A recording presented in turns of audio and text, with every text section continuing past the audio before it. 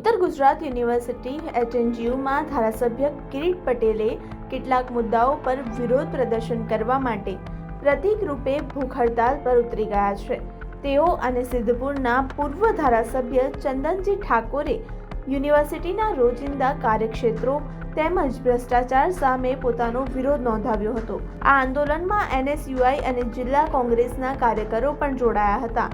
વિદ્યાર્થીઓને યુનિવર્સિટી ખાતે રોજિંદા કાર્યોને લઈને અનેક પ્રકારની મુશ્કેલીઓનો સામનો કરવો પડી રહ્યો છે, તેમજ યુનિવર્સિટીમાં ભ્રષ્ટાચારના વધતા માહોલને લઈને ધારાસભ્ય કિરીટ પટેલે વિરોધ કર્યો હતો।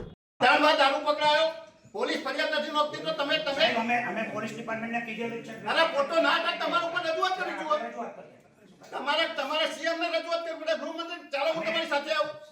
વિદ્યાર્થીઓને યુનિવર્સિટીમાં દરરોજની કામગીરી માટે પડતી મુશ્કેલીઓ અને યુનિવર્સિટીમાં વધતા ભ્રષ્ટાચાર મુદ્દે પ્રતીક બનીને ધારાસભ્ય કિરીટ પટેલે વિરોધ દર્શાવવાનો પ્રયાસ કર્યો।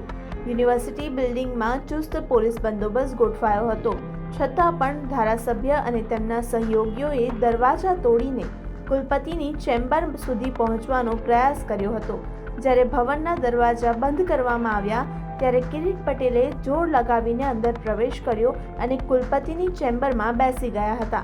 તેમણે જણાવ્યું કે જ્યાં સુધી વિરોધના મુદ્દાઓ પર નિરાકરણ નહીં આવે ત્યાં સુધી તેમના આંદોલન ચાલુ રહેશે।